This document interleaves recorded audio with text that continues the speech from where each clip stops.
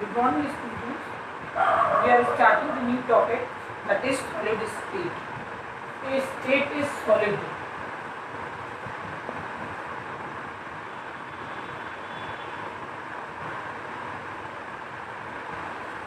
Why one substance is solid? As they are rigid in nature, they are not having the properties of fluidity. Why particles of solids are closed in closed packed? Due to the extraordinary force of attraction, these solids will reveal. One more point, that the energy required to move the solid. You know very well that always particles are in motion in any of the substance. So, if particles are doing only vibratory motion, then what will happen? Less amount they will get to be apart. It means their thermal energy is lesser, so the state of substance is solid. Here we are classifying the solids. So solid, they are of two types, that is crystalline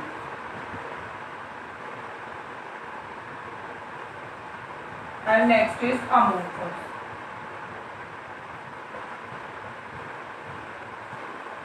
First we will read the detail of crystalline solid. Crystalline solids, the very first point of crystalline solids, that crystalline solids have very high melting point and boiling point, and a sharp melting point especially. At a particular melting point, immediately they will convert in liquid. Why sharp melting point? Because the particles of crystalline solids are tightly packed in a fixed geometrical sheet. Means particles of crystalline solid, they will form a fixed geometrical shape. Suppose few particles are in the form of cube, or many more shapes are there. So these are the fixed point where particles are residing. So we can get a fixed geometrical shape in crystalline shape. In other words, we can say that crystalline solids are long range solids. Means the entire range of space, the particles place will be rigid, or that they will remain there. That will be fixed. That will not happen in the amorphous. Amorphous are short range solids. Means till a particular distance, a fixed geometrical shape will be, but later on that fixed geometrical shape will not be. And you can see the diagram in your own NCERT. Quartz glass, there are two types of quartz glass. One is crystalline and one is amorphous. Nicely represented diagram is there, where whole hexagon particles are arranged hexagonally in a crystalline solid, and hexagonal shape is little bit disturbed in amorphous solid. Next point, after melting point, after their shape, third point is cleavage. Cleavage माने चाकू से आप हैं या किसी sharp edge thing से crystalline solids को cut करेंगे. Then you will get again the smaller part of crystalline solid, which will have the fixed geometrical shape. For example, table salt, one of the example of crystalline shape. If you are grinding table salt, then a small and small particle will be seen in microscope. Then it will show that still a smaller particle has that fixed geometrical shape. But in amorphous solid, suppose they will cut down in such manner with sharp edge thing, what will happen? Like a particular smooth surface we will not get. Then the further smaller particles will not be in the fixed geometrical shape. In all, I can say single line that crystalline solids, when cleavage of crystalline solids is occur, then we can get a smooth surface. Cleavage of amorphous solid is going on, then we cannot get the fixed plane surface. Rather than place a plane surface, we will get rough surface. Next point, if they have sharp melting point, we can say that enthalpy of liquefaction is fixed. Here enthalpy of liquefaction is not fixed. Means होगा क्या, आप इसको गर्म करिए amorphous solid को. For example, glass. In a long range of temperature, it will be melted. You cannot say that at a sharp melting point it is melting. Then you can say that in the beginning it will be fluid, it will become flow. Means आप glass को गर्म कर रहे हो, वो beginning में तो थोड़ा सा flow होने लगेगा. You cannot say आगे भी फिर वो liquefy हो जाता है. You cannot say that till the long range of temperature it is melting and melting. We cannot say that sharp melting point it has. So various example of crystalline solid, that is graphite, diamond, all the metals, all crystalline substance like any compounds, all are crystalline in nature. Amorphous solids example, you can have all polymeric structure along with the rubber, glass. These are two particular major example, glass and next one is rubber. These are the two examples. You have seen that in old buildings, like the transparency of glass will become changed and it will become translucent. Why? The properties of particle is changed. A little bit fluidity they can have by heat of sun. So rather than transparent, it will look like milkiness can be appears. One more thing in the old building, if glass is like that, from top to bottom we are observing a window, then at bottom side thickness of glass can be made more.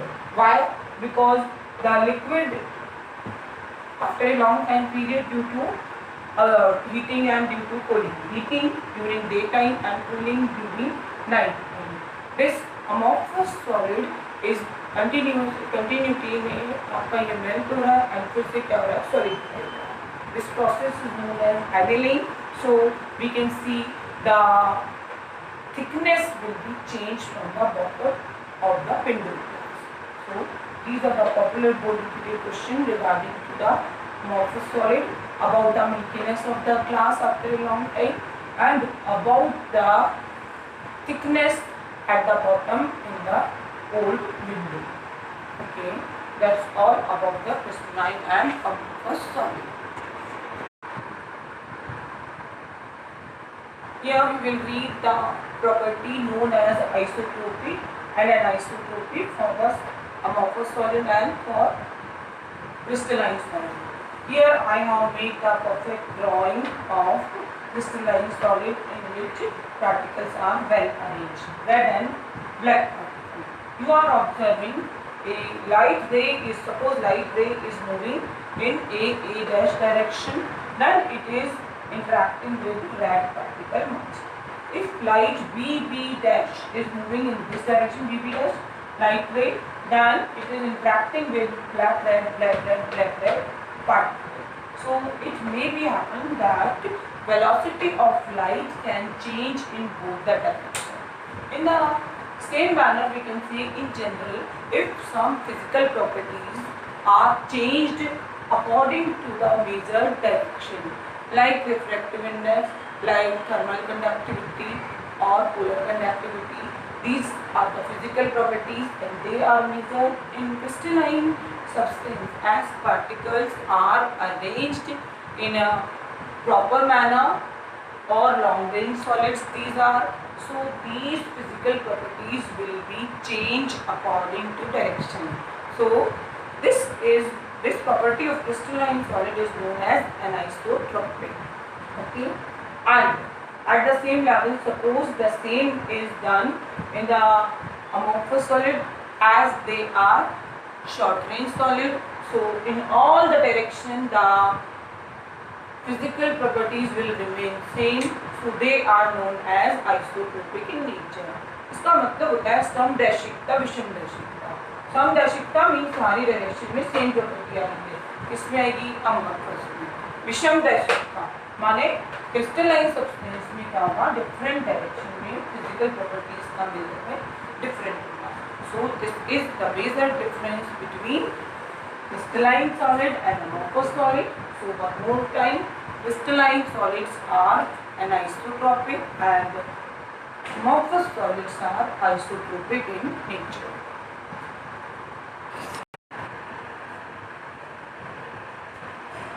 Now we are starting the classification of crystalline solids. Crystalline solids are being classified in a various type of solid. The very first type of solid is known as molecular solid. In the molecular solids, the constituent particles are molecules. For example, suppose iodine molecule I am taking. Then this one, one molecule of iodine.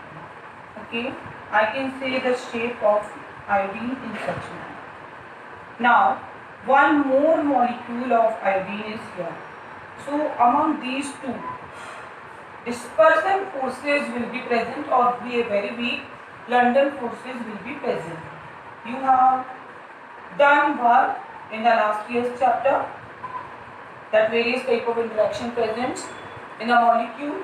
So here what type of interaction is present? Molecule and molecule may reach the force of attraction, and that is known as dispersion forces.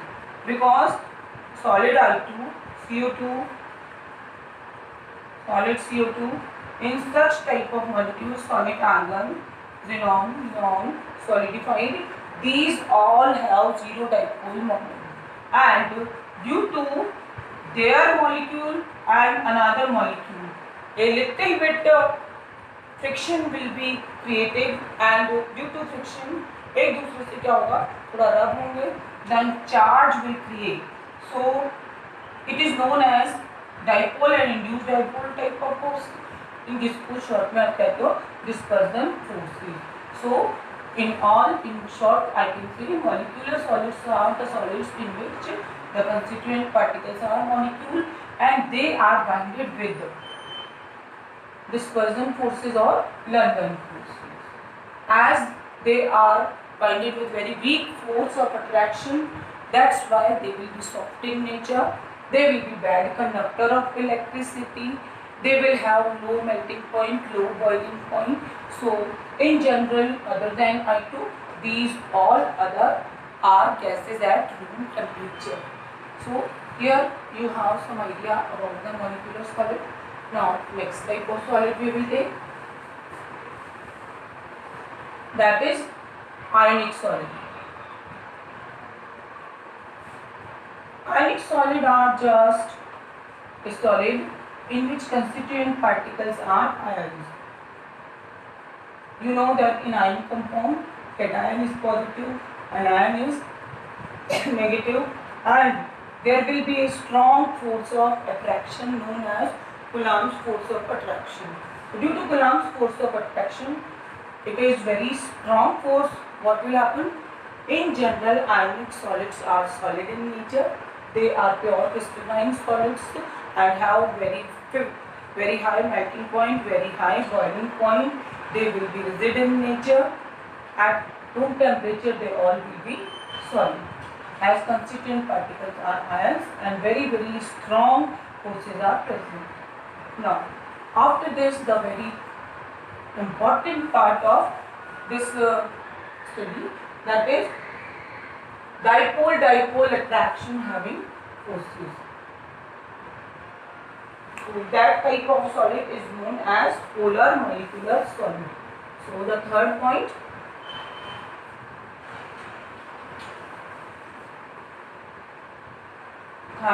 is polar molecular solid.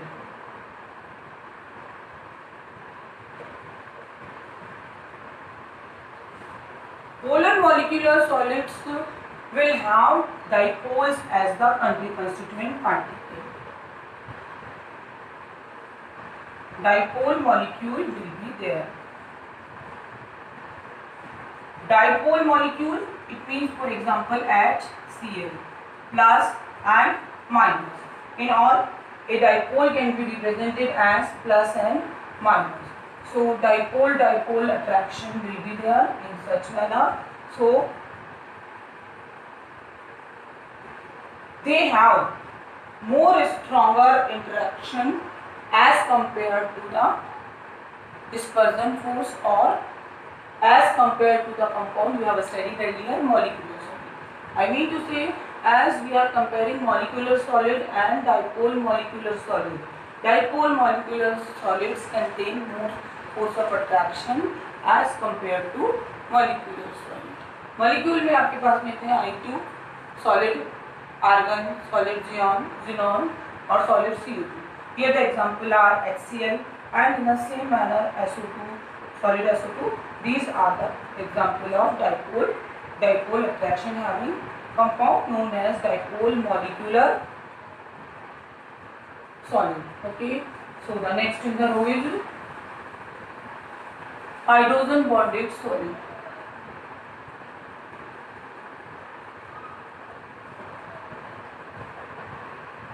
The best example of hydrogen bonded solid is water. Solid water. It means ice. Okay. So you know very well that HOH.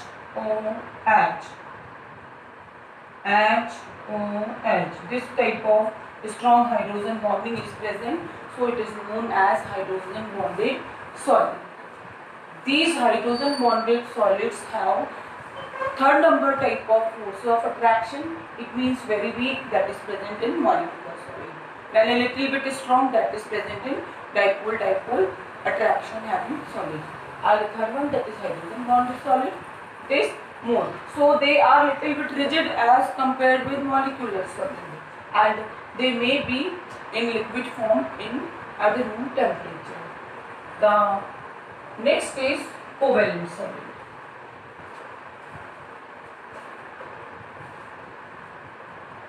The particle of covalent solid is atom.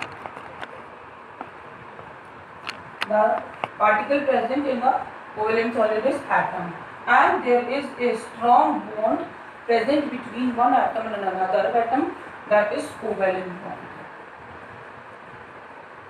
It is also strongest enough as compared to molecular solid, dipole interaction having solid, and hydrogen bonded solid. So they have a giant type of molecule, for example graphite, diamond. You know very well that diamond is a hardest substance.